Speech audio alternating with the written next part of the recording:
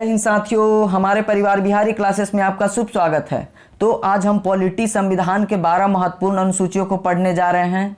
इस वीडियो में 12 अनुसूचियों को बहुत ही आसान और बेहतरीन ढंग से समझेंगे। साथियों, इस वीडियो को देखने के बाद अनुसूची के एक भी प्रश्न नहीं छूटेंगे। आने वाले बिहार दरोगा, SSC, MTS, CRPF constable, Madhya Pradesh Vyapam एवं उत्तर प्रदेश पुलिस, इन सभी एग्जामों में जरूर प्रश्न देखने को मिलेंगे। तो देर न करते हुए हम जल्दी से इस छोटी सी वीडियो को शुरू करते हैं। दोस्तों, अनुसूचियों की संख्या, मूल संविधान में अनुसूचियों की संख्या 8 थी, जो कि अब इसकी संख्या बढ़कर वर्तमान संविधान में 12 हो चुकी है। 8 के बाद 4 अनुसूचियां जुड़ी हैं, अब इसकी संख्या 12 हो गई। साथियों याद रखिएगा। भागों की संख्या उसी तरह 22 मूल संविधान में थी, जिससे कि बढ़कर अब 25 हो चुकी है। 22 भाग के बाद 3 भाग जोड़ा गया और अभी 25 भाग संविधान में विराजमान है। अनुच्छेदों की संख्या 395 मूल संविधान में थी, जिससे कि बढ़कर अब 450 से ज़्यादा हो चुकी है। लेकिन 395 में ही क ख ग करके अनुच्छेदों की संख्या बढ़ाई जाती है। साथियों, अब बारी बारी से हम 12 अनुसूचियों को देखेंगे, जिससे कि एग्जाम में प्रश्न पूछे जाते हैं। अनुसूची 1 में सभी राज्यों एवं केंद्र शासित प्रदेशों का वर्णन किया गया है। राज्यों की संख्या भारत में 28 है और केंद्र शासित की संख्या 8 है। इनके बारे में यह प्रावधान है कि भारत संघ के राज्य एवं केंद्र शासित प्रदेशों की संख्या का वर्णन अनुसूची 1 में वर्णित किया गया है। राज्य एवं केंद्र शासित प्रदेशों की संख्या में बदलाव होता है तो अनुसूची 1 में परिवर्तन किया जाएगा।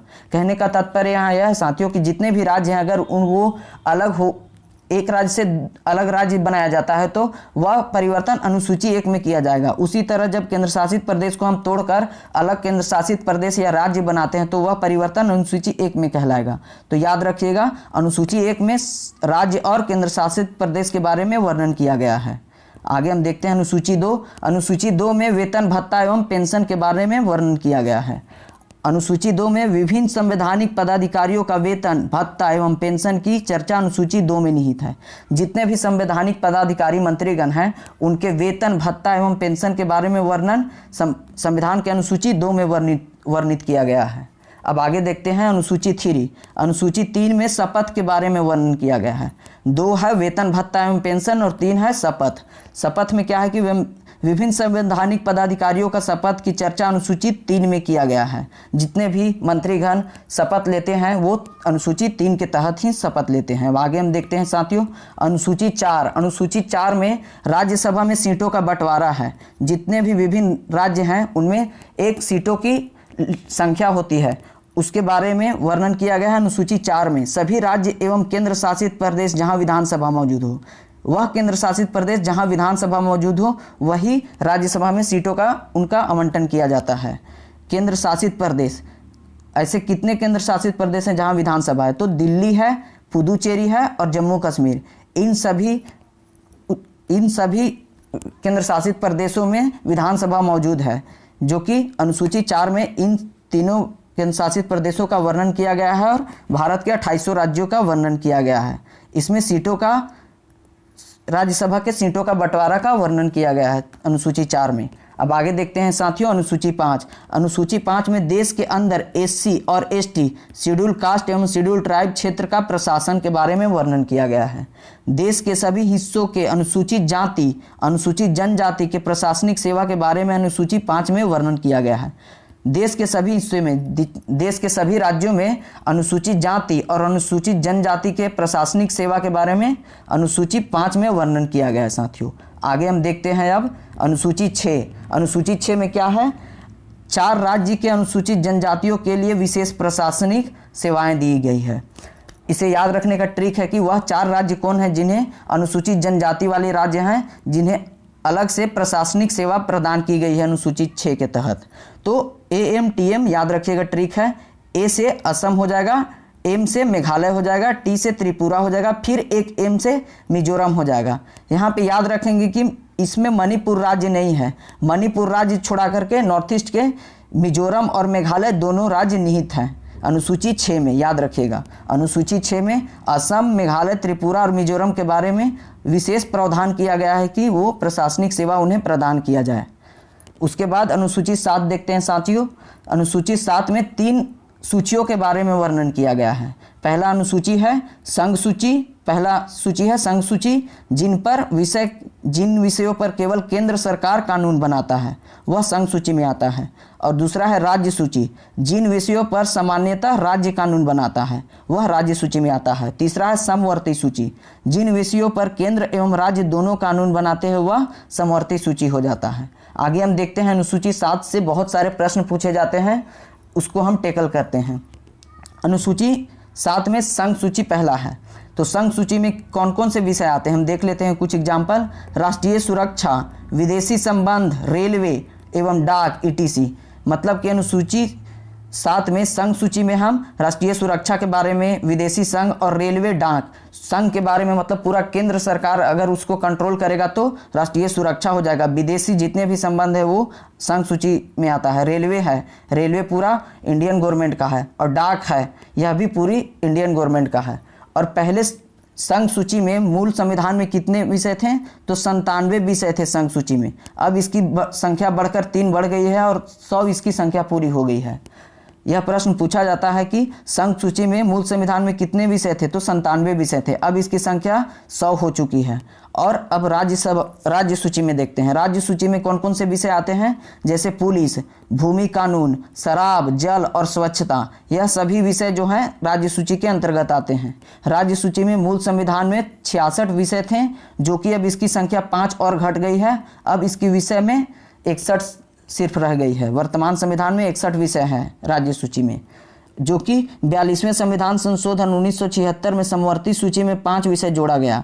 जो राज्य सूची में 5 संख्या घट गई है विषयों की, वह अब हम 1976 का जो 42वां संविधान संशोधन 1976 में हुआ था, तो वह समवर्ती सूची में 5 अनुसूचियों को 5 विषय को जोड़ दिया गया। समवर्ती सूची में कौन कौन से विषय आते हैं? जैसे वन, जिसपे केंद्र और राज्य दोनों का अधिकार होता है। वन, शिक्षा, परिवार नियोजन, जनसंख्या नियोजन, यह सभी विषय समवर्ती सूची के अंतर्गत आते हैं। मूल संविधान में समवर्ती सूची की संख्या 47 थी, जो कि अब 5 बढ़कर 52 हो चुकी है। अवशिष्ट विषय वह है कि यह तीनों सूची के अलावा एक अलग सूची होती है, जो जिसपे पूरी तरह से केंद्र सरकार का कानून बनाने का अधिकार होता है। यह अवशिष्ट सूची जो है अनुसूची 7 से अलग किया गया है। आगे देखते हैं, यह सभी प्रश्न एग्जाम में पूछा जाता है साथियों, इसलिए याद रखेंगे। आगे हम देखते हैं अनुसूची 8। अनुसूची 8 में 22 भाषाओं का वर्णन किया गया है। शुरुआती में हमारे संविधान में 14 भाषा थी, 14 भाषा थे। उसके बाद बढ़कर वर्तमान में अब इसकी संख्या 22 भाषा हो चुका है।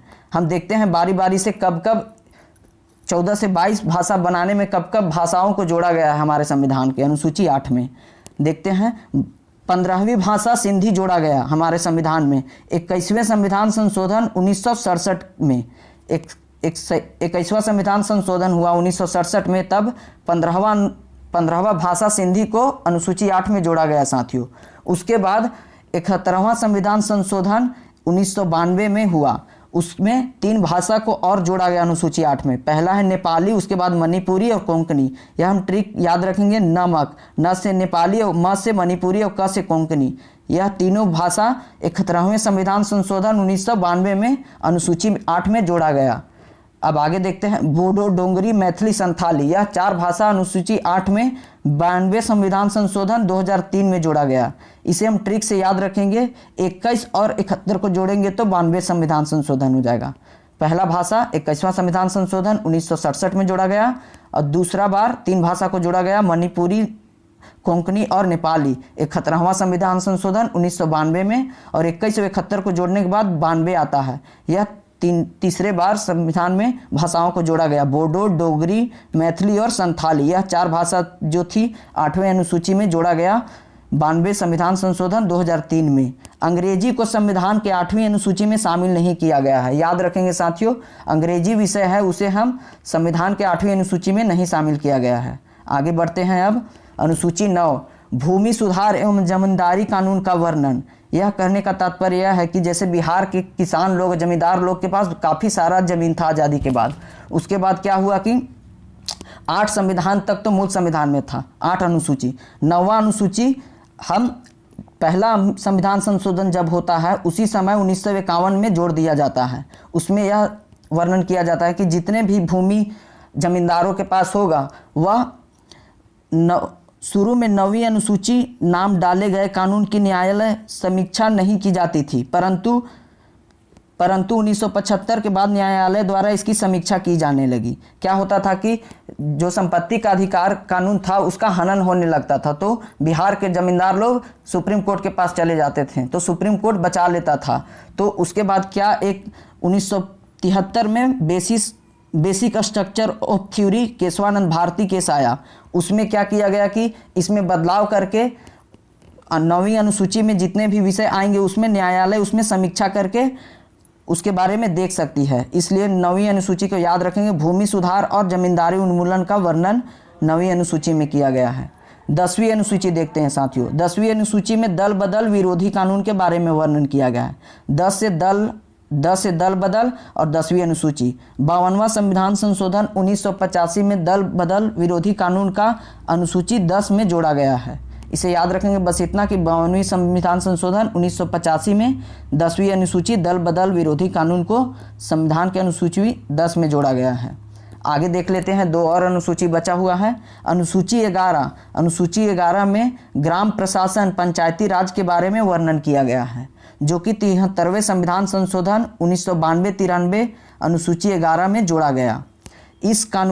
इस अनुसूची में कुल 29 विषय हैं। 29 विषय हैं अनुसूची 11 में, और यह 24 अप्रैल को पंचायती राज दिवस मनाया जाता है। 24 अप्रैल 1993 में पंचायती राज की स्थापना हुई थी, इसलिए 24 अप्रैल को पंचायती राज दिवस मनाते हैं। अनुसूची 12 में क्या है कि नगर शहर प्रशासन नगर पालिका के बारे में वर्णन अनुसूची 12 में है। अनुसूची 11 में ग्राम पंचायत और अनुसूची 12 में नगर पालिका। और यह 94वां संविधान संशोधन 73 के बाद 94वां संविधान संशोधन 1992-93 में अनुसूची 12 में जोड़ा गया। इस अनुसूची में कुल 18 विषय हैं। 11वां अनुसूची में 29 विषय थे और 12वां अनुसूची में 18 विषय हैं। और 1 जून को नगर पालिका दिवस मनाया जाता है साथियों। यहाँ पे यह वीडियो समाप्त होता है दोस्तों। आप इस वीडियो को पुनः देखें और 12 अनुसूचियों को पूरी तरह से ध्यानपूर्वक समझ लें। यहाँ से आपके एक भी अब प्रश्न नहीं छूटेंगे, इसलिए अपने तैयारी को बेहतर बनाएं और हमारे इस चैनल को सब्सक्राइब कर लें।